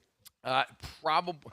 I'd imagine they're going to go. But again, I don't know if Deebo Samuel fits that profile. Yeah, I don't think he does. You're going to have teams like the Patriots, who, again, the number one option on the list is go get T. Higgins. You want a guy that's a bucket getter who's offense agnostic. And I don't know if Deebo Samuel is that anymore for a team. He's going to be more of a guy that you can do a lot of things with. Quite honestly, like the quintessential wide receiver you'd think of for the Chiefs offense in their next iteration. I think they've got too many resources allocated and might not be able to afford, considering they've got to pay offensive linemen right now. Yeah. But kind of fits what they want to do. And so it'll be interesting. But that one to me, like, Dad, that's a realistic one that could make a team better, that could certainly serve Deebo better going forward. A lot more so than Micah Parsons moving on and not being with the Dallas Cowboys anymore. What a revolt you would have in a continued revolt in Dallas. It would be. It really is going to be interesting, though, for the 49ers, what that team becomes offensively next year. We talked about how they were a team that became less about the yards after the catch and more about buying time with your young quarterback and him airing the ball down the field a little bit more. And now that Brock Purdy is going to get that payday, what is Kyle Shanahan's next pitch? And what are the young guys that they go after? Because Trent Williams getting long in the tooth. George Kittle getting a little bit older here. The defense is still good, and now you've got Rob Saleh coming home back into the fold. Exactly. That I think should excite a lot of people given what he did with that team. But that probably one of the biggest question marks. And again, the odds for next year have them just behind. So it's the Eagles number one, the Chiefs, Bills, and Ravens all tied for second, and then it's the Lions followed by the 49ers. Before you get to Washington or Green Bay, odds makers still have the 49ers up in that group of teams. 49ers could have some, like you'd mentioned, have some question marks of players coming back from injuries, long in the tooth on the old line with Trent Williams, and how this offense will will go. Will Christian McCaffrey be healthy for a full season again in his career after dealing with the double Achilles issues going into the season there? A lot of question marks surrounding what has been one of the best programs in the league. Coming up next, though, let's talk about an old quarterback finally on the way out with the Jets. Next on Gojo and Golic.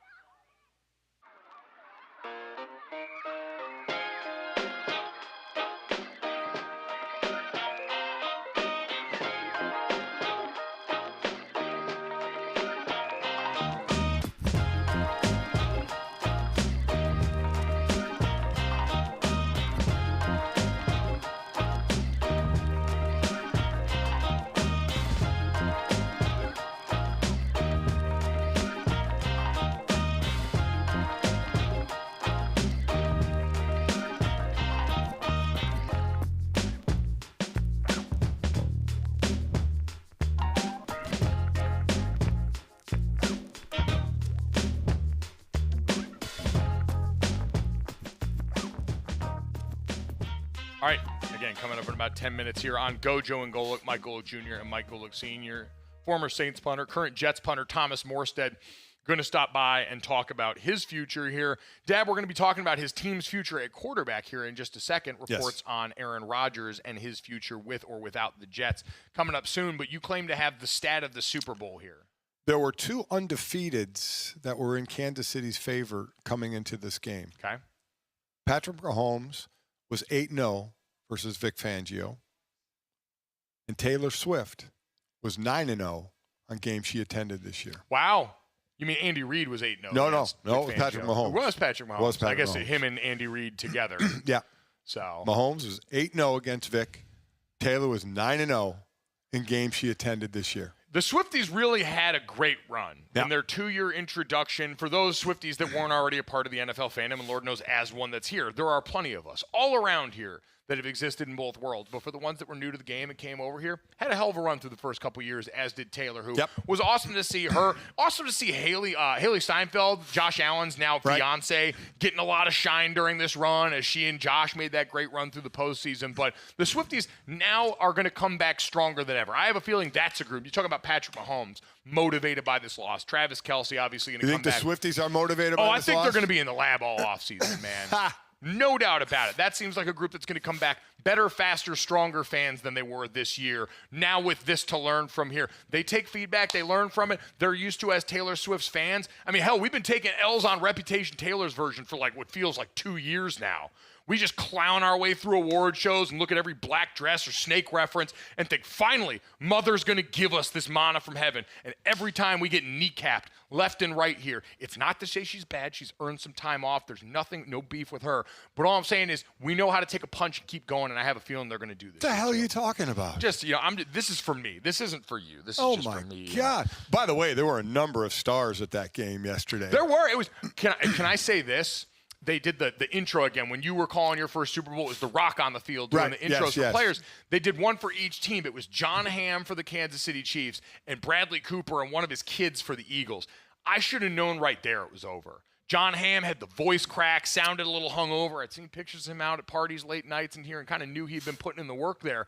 Bradley Cooper brought the gusto, had his kid out there, got the EAGLES Eagles chant and spelled it right. It was over after that moment there. Yeah, Kevin Hart was there. The odd couple sitting next to one another was Kevin Costner and Pete Davidson. Wow. Didn't see that mashup. Maybe new couple? Nah, don't know. So Pete gets everyone else. Yeah, seems so. Kevin Costner, just add it to the list. Another notch in Pete Davidson's belt. Jeez, stop it. It was, no, but I mean, that's what you expect from the Super Bowl. It's an incredibly corporate event here. Tom Brady tried to make his little joke at Kevin Hart's expense, talking about trying to get some semblance of revenge for the roast of Tom Brady. Yeah. By the way, the decision of the broadcast booth to do the backdrop being Bourbon Street. I didn't dig it. Kind of odd. I didn't really dig it. I'm not going to lie. And, like, if you're going to do it, it's got to be fully throated Bourbon Street. Like, there should have been people flashing the camera, puking behind him. Like, you had this version of tops being lifted. This should have been the whole thing. It should have been the picture that Emerson took. Emerson Lazia, our friend around the show here, who was riding the DraftKings float in the parade, got to throw beads to Hoda freaking Kotb. Yeah. Just looked down and he's like, that's Hoda. And she's like, it's me. Throw me beads. That should have been the picture in the background, like a more authentic version of Bourbon Street. I agree. So that was disappointing. It was a little too clean, and I think that, you know what? I think that's it. It was less the decision to do it and more the fact that, like, no one's ever seen Bourbon Street. No, not like that. Even out late at night, someone's vomiting somewhere. So exactly. That one, let's fix it for next time. Overall, good broadcast. I enjoyed it. I'm not going to sit here and break down everything Tom Brady said because I don't care that much. No, I don't care about much what either. Tom Brady said in the course of the game. Again, that's exactly right. He'll get better or he won't. Either way, he's going to be there because he offers you insight that is so unique and rare if you can tap into it, which I know a bunch of people say he hasn't yet necessarily, and they're probably right. Either way, speaking of quarterbacks in that group, Dad, Aaron Rodgers sounds like here going to be out as the quarterback of the New York Jets, according to Jay Glazer the other day here. Big scoopage from him as Aaron Rodgers was flying back to New Jersey last week to meet with the Jets about his future with the team, only to be told, and it's according again to Fox's Jay Glazer, that the team was moving on from him. If that means he'll be a June 1st designation that allows him to sign with any team in the league on March 12th if he decides to play. Given that Aaron made the effort to fly back to discuss his future, all signs point to him continuing to play, so it wouldn't just be for the Jets. So, Dad, the Jets stating their intentions, a little surprising, given that there are no quarterbacks really out there in the market this offseason, unless the Jets are going to go and bring Sam Darnold home, which seems like it would be horrific for everybody. But Aaron Rodgers, if he does intend to play, Dad, do you think he's going to find a home come next season? Man, Mike, I don't know. I mean, he would have to be obviously a bridge somewhere. He's not going to be a long-term anywhere. Which he indicated he was willing to do in New York. I guess that would be the conversation he would have to have with the team on what are your goals? What are you willing to do? Are you willing to mentor? Because he wasn't all about that. No, but he said, but with the Jets, he said, I'd be willing to be a mentor to a young guy, and I would be willing to play that role. He was out here saying that at the end of the season. So if those words, again, are predictive, it feels like he's adjusted the framework. It's amazing what making you keep play will have you do, huh? Sure. Yeah. But, again, this offseason, I think he's going to have an opportunity. Like, whether it's the Pittsburgh Steelers or the Tennessee Titans, who are the teams that you've seen most off-bantered about that might just be trying to shuffle the deck chairs there, or in Tennessee's case, maybe get someone to try and get that last little bit out of Will Levis through competition. I do think because there are so few options at quarterback or compelling ones this offseason, he's going to get a shot somewhere. It's interesting. He's kind of doing the Brett Favre. Now, not retiring and coming back. No, but jumping around a little bit. It's amazing the Hall of Fame careers with the Green Bay Packers, and then they go on to, as Brett jumps to a couple of other teams, and now if Aaron keeps playing, it'll be 2 teams as well. It really is remarkable how much those situations ended up mirroring one another. Yeah, it really Both did. With the team's decision to bring on quarterbacks when they did, and Jordan Love now taking over, to the dismount and now team hopping that's going to go on here. Vegas Raiders could be an interesting one to keep on too. I mean, Tom Brady just bringing a guy that he used to go up against into the fold. Now that organization is in dire need and maybe on the outside looking in terms of one of the quarterbacks in this draft. And I don't think he'll cost you a lot of money. No, obviously, no. You're not looking for that. But, I mean, what would be interesting is what kind of a team is he willing to go to? Does he just want to play? I guess there's that too. Does he just want to play, or does he want to be on a contender? I mean, you talk about a bridge in Tennessee. Well, okay. I mean, is Tennessee vying for the Super Bowl the next year? And that's all you got is a year or two. Defense played pretty damn well for them last year. The left side of that offensive line, really good and young. I'm not putting Tennessee up there in the Super Bowl for the next year or so. No, but I guess of the teams that might be more competitive that would be willing to invite Aaron Rodgers onto their roster, they fit the billing better than most. My point is they could invite him. Would he want to go there? I'm saying he's not going to have a lot of options that are Super Bowl contenders willing to take him on. Then that's my point. Does he want to keep playing even if it's not for a Super Bowl contender? He wanted to keep playing for the Jets. I think he's fine playing for scraps at this point, if we're being honest about their lot in life. Speaking of people who are going to have an uphill battle to climb here, Kellen Moore, it sounds like, expected to be named the Saints head coach at some point coming up here today. Sources told ESPN over the weekend. He'd been the top candidate for a while. The Saints hadn't named a head coach, and so you'd assume that there was some sort of agreement behind the scenes. I, for one, glad we get to avoid the Kellen Moore distraction headlines that would have come had the Eagles lost this Super Bowl. But, Dad, he's walking into a situation where you're really going to have to MacGyver a lot of the Saints roster. Oh, my God. I mean, he's going to have to work in step with the GM of improving that roster. I mean, Derek Carr said he's not going to take a pay cut, and he's going to cost you a lot of money. So that's going to be a bit of a build.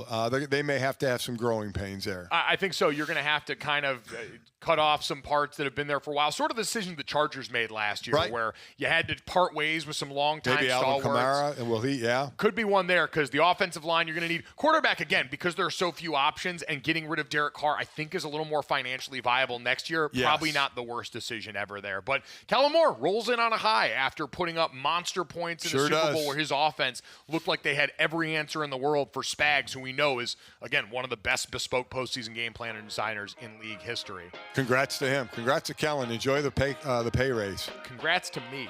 I'm getting the hell out of here. Dad's going to hang out and talk to you guys about Thomas Morstead and what he's got going on there. I'm going to leave New Orleans and hopefully make this plane and not sleep in the airport. And if I do, you're going to hear about it. Love you guys. Good luck. Good luck, my son.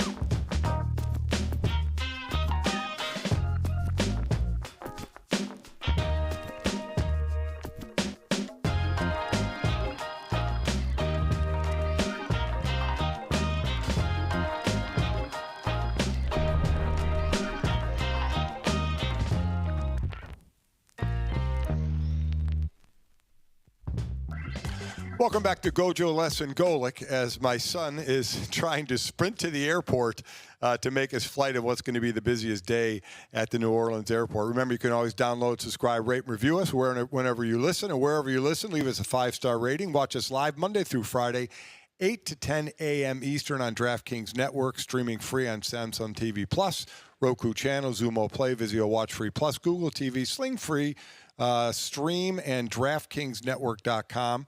Or you can always find full episodes on our Gojo and Golic YouTube channel. Listen, it was a great trip here to New Orleans, and we had a chance to talk to Thomas Morstead, who punted in New Orleans, had a few, now with the Jets, had a few comments about Aaron Rodgers, and also a great cause he is leading here.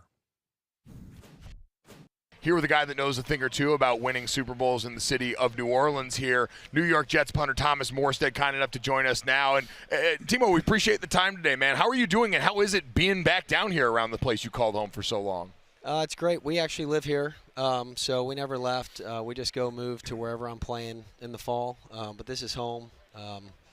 This place grows on you when you're here long enough. So excited for the whole city. I mean, I think the Super Bowl should be here every year. So, me too. Yes. Listen, as I said, it's not about the game. It's about me and how easy my work week is. I can walk everywhere. So it's a breeze, and the food is phenomenal. So you had 16 years in the league. You had incredible success early, a Super Bowl championship. Did you think when you were a youngster at that point, oh, wow, we're going back all the time? I remember the second year we lost in Seattle as the wild card. In the Marshawn Lynch Beastquake game, and I remember just being in total shock, like we were for sure going back, like, right? Duh, So I didn't know any different, and I've been a part of some really good teams. The next year we were the 3 seed, and I thought we were the best team of football that year. And we lose out at San Francisco on the road. We turned it over 5 times. We were the 1 seed in 2018 against the Rams in the no-call season. The year before, we lose the Minnesota Miracle in the divisional round. Right. My last game in New Orleans was against the Bucks when they went the wild card all the way through, and Tom Brady got his last Super Bowl. All of those years, I thought, man, we really can do it this year. And it's hard. It's not just hard. You can do everything right, and still not work out. You got to have some good fortune. You got to have a ball bounce your way. You got to have some good health fortune. There's a lot of things that are kind of out of your control, and I think it's made the success that I had my rookie year as a team, just like really, it puts it in perspective, because I didn't have any perspective as a young guy. Sure. And so, it's special for sure. I want to talk about your current team, though, with the Jets here. One of the big hires of the offseason, Aaron Glenn, coming over, a guy who played for that team, played in the league, knows this really well, and comes in with an energy and a real passion, it seems, for this Jets organization. So what was your thought when you finally saw that go across the goal line? Look, I'm excited for him. We crossed over New Orleans. He was the cornerbacks coach for my last 4 years in New Orleans before he left with Dan Campbell to go be the DC. And, I would say the thing that I remember most, we didn't interface a ton. Just very professional was what I remember about him. And so, look, I'm excited for him and his opportunity. I imagine it'd be like for me if I got to come back and be the head coach of the New Orleans Saints one day. Like, that's what it is going to feel like for him. This is the team that drafted him, the team that took the chance on him, that pulled the trigger on him, and he obviously your first team that you play with, and it's just something special about it. So I'm excited for him and the opportunity. So how do you, like I said, you're under contract for another year with the Jets, new head coach. You've been through new head coaches before. How do you kind of put last season into perspective as you go on to the next season with a new coach? I don't know. I guess the best way I would say it is, look, I've been a part of teams that I thought we were going to be good and we weren't as good as we thought. And I've been a part of teams where the expectations maybe weren't as high before the season and we end up being great. To me, if you're looking past now, you can kind of, I think that's where you get yourself in trouble. And just to be kind of corny and quote teammate Drew Brees, the number one thing I can remember him saying as teammates over and over and over, he'd break the huddle out with, if you focus on the process, the results will take care of themselves. So I don't get too wrapped up in looking back or trying to make sense of things. That's somebody else's job. My job is solely number one. How do I fend off Father Time here a little longer? A lot of grays coming in the beard. And then number two is hopefully is when I get back around the guys and you get to know the new GM and know the head coach of being someone that is adding value in the messaging. And are we all, at the end of the day, whether the plan's good, bad, or ugly, if everybody believes in that one plan, you have a chance. And so is just being somebody in the locker room that hopefully can help, galvanize, synergize, and get everybody's, everybody pointing in the same direction. Being back here, see it across your chest here. I mean, Steve Gleason, what he meant to this town, this city, and certainly to you. What's it like to be able to work with him, with Team Gleason, and to continue to shine a light on what he's been, always represented around here and battled with AOFs? It's awesome. Man, when I got released by the Saints and I had to kind of find my way back in, had to bounce around a few different teams, he really was somebody that I looked at as, wow, look what he's had to go through. Right. Look what he's decided to continue living with. And he just has been a perspective giver for me in my life. And this is just such a cool thing for me to be able to do for Team Gleason with our Pump for ALS campaign this year. We were able to raise a little over $100,000 for them, but more importantly, just raising awareness about it, because the amount of people getting diagnosed with ALS is on this really, the rate is continuing to increase. And so it's affecting more and more people, and they don't turn people away. They're doing God's work. They're just outfitting people with technology. They're getting families all the answers to the test, because it's like anything that hits you like that, time is immediately a thing. Right. And if you're spending all the time you have trying to figure out what you're doing, how you're going to protect your family, what are the different things I need, they just give you the booklet. Here's what you need to know. And they save time, they provide resource, and they're inspiring people to continue living with it too.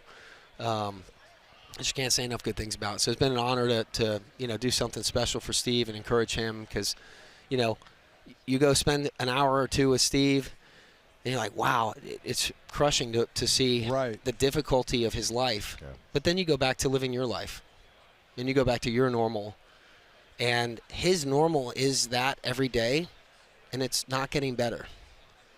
And that perspective is, he's just an amazing, amazing human being, and I want to make sure everybody needs support, and I wanted to make sure I was encouraging him to, keep going, dude. You don't know how many people you're helping. I know if you've helped me, I had first world problem, losing my job at one point, right? If you're helping me, you're helping so many people, and you got to just keep going. And so I just wanted to do something special for him. His attitude is incredible. It is. It's absolutely infectious, incredible. It is. It's no doubt. It's incredibly uplifting what he's done, and your support of that, I have no doubt, means the world and helps that message reach even more people to try and help them through an impossibly difficult battle. So, Thomas, we really appreciate the time, man. Really appreciate you continuing to shine a light on the work that Team Gleason is doing, and wish you the best of luck, man. It's fun to see you keep grinding away. You're jacked. I don't know what you're talking about, Father Time. You're ripping the shirt off and beating Father Time's ass. Well, let me tell you, I appreciate it. The gym is why I'm still playing. I've not been around an NFL locker room where an old guy that's still playing, that doesn't live in the gym. So I learned that pretty quickly as a young guy, and trying to keep it going. There's nothing like being in a locker room. There's nothing like the experiences, and my kids now being old enough to be a part of it. Every now and then we have a big win, I snatch my boys out of the stands and bring them in the locker room, and I just want to get as many memories and cool experiences as I can. It's a great thing. It's awesome stuff, man. Well, here's to you stacking many more of those memories coming up here. Appreciate Thanks, brother. Thank you, guys. Thanks.